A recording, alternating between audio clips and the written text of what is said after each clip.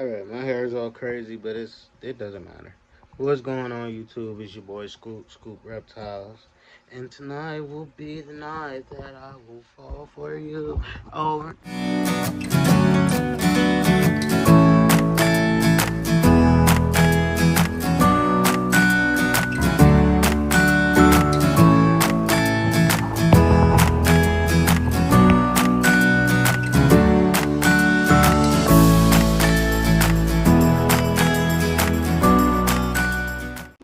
Alright, no, I'm joking, but today's video is sponsored by Wild Form Studios. Wild Form Studios is my aquarium service business. I'm rebranding and about to come out with a new product or a new system or a new structure, basically. But Wild Form Studios is the new name. It used to be Fish First, but we're Wild Form Studios now because I want to be able to install everything from paludariums, terrariums, and aquariums, as well as maintenance and help out with all that. So yeah, let's get into the video. All right, what's good, y'all? Just gonna pack the bag. We got some test strips, some aquarium test strips. I use strips and chemicals, but it's up to you. Really, the strips are the ones that I've used. I've compared to the chemical tests, like this, and the ones that I've used work perfect. So, yeah, like I said, test strips, chemical test strips, or chemical tests. I have some black airline tubing that I think will look better in my client's aquarium, so we're gonna start replacing his airline using black tubing. I ran out of prime, but I went ahead and got this aquarium ammonia remover. Well, I got a little bit of prime that I'm gonna still use, but I want to make sure I have that as well. And then we got this micro lift. I always use micro lift in all my clients' aquariums. I think micro lift is fire. Quick plug. They're all natural. It's bacterial and fungal. It helps boost immune systems against bacterial and fungal infections. They're little microbes that help actually attack that stuff and neutralize that stuff. And then I got in this Raising Cane's bag just a few pretty rare plants, some nice plants that I want to put into the tank. I think they're going to go in the 20 gallon. 20 gallon will allow them to grow and get established, and then I'll probably throw them in the 55 gallon eventually. But yeah, that's a quick pack. Siphons, buckets, and all that are already at his house. I try to leave at least one black bucket at a client's house and one siphon. So anytime I'm on Marketplace, Facebook Marketplace, or Craigslist, what are they called, yard sales and stuff, I always pick up extra fish tank supplies. As long as they're in 9 out of 10 condition, they got to be in good condition.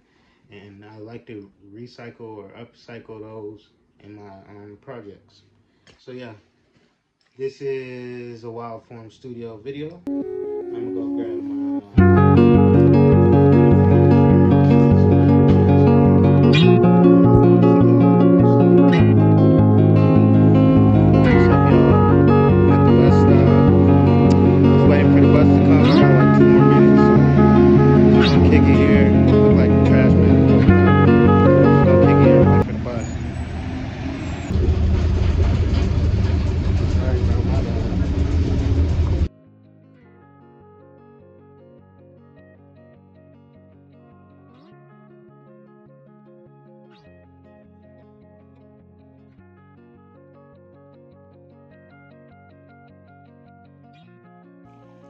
Alright, y'all, Scoop here.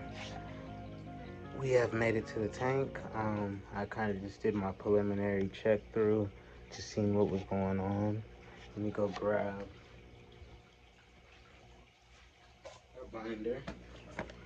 Fish tank service charts. And basically I'm just gonna go through, just knocked some stuff all over the place. But basically I'll go through some of the stuff that we're gonna do today. So we start on the 55-gallon side. We want to make sure we put the date of our visit, the technician, which is me, the percentage of the water change we're gonna do, and how many gallons that comes out to be. I think we're gonna do around 25, or we may do a bigger one than that. The plants appreciate the big water changes, so we'll do a big water change, do like 35 to 40. We got to go through all our water parameters, of course, so pH, ammonia, nitrate, GH, KH, temperature, and phosphate. So let's get through that first. Let me flip the camera to show you. Here's the aquarium. It looks amazing right now. My boy got these circle lights, these halo lights. They look way better. Some of the plants up top melted away, but that was expected when you're using or transferring plants into fully aquatic. Most of the time their leaves try to melt away, and then the roots get accustomed to water, and then it shoots out new leaves. So that's what I'm hoping we can accomplish. It's interesting, if you look over here, the sweet potato has all these crazy looking cool roots, but up top it hasn't shot one slip out. So it's like so strange to me. I've never had that happen where they don't shoot any slips out. There goes one of the cuckoo catfish. But other than that, our big thing is making sure we clean this glass. Gotta get in here and clean the glass real well. And then if you can see, like on some of these leaves, let me zoom in.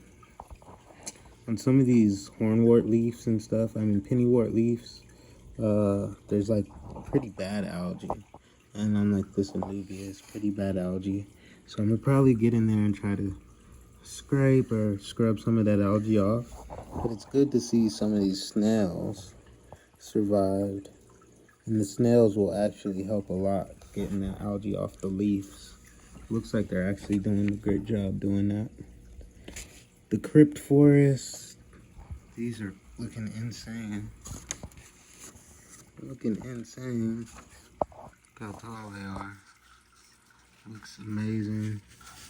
And you got the narrow leaf cryptos that are just crazy.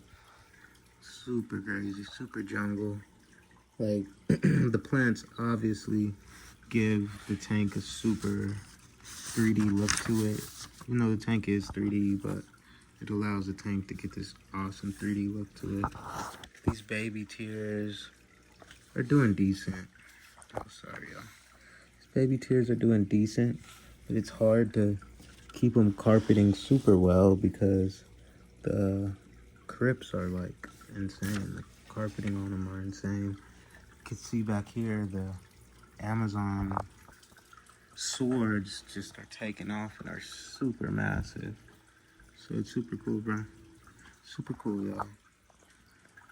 There goes that pennywort looking real good and bright green. Here goes another one looking real good and bright green. Real cool. So what I'm gonna do now is get in here and do some algae removal before we start our water change. Gotta stop our water. Okay, welcome to the 20-gallon. Basically, I've just been doing some algae scraping in the last 15 minutes. What I'm gonna do is a little water change, and then I'm gonna get in here, or actually I'm gonna get in here and cut this string algae down, pull a lot of it out, as much of it I can get out, and then we'll do a water change. So it's hard to show y'all with one hand, but I've honestly, the best method, or my favorite or easiest method to get this hair algae out is literally using your fingers and just going in, finding like a patch and plucking. Yes, it'll take 30 something minutes, 40 minutes, you know, to do this tank just to get all this algae.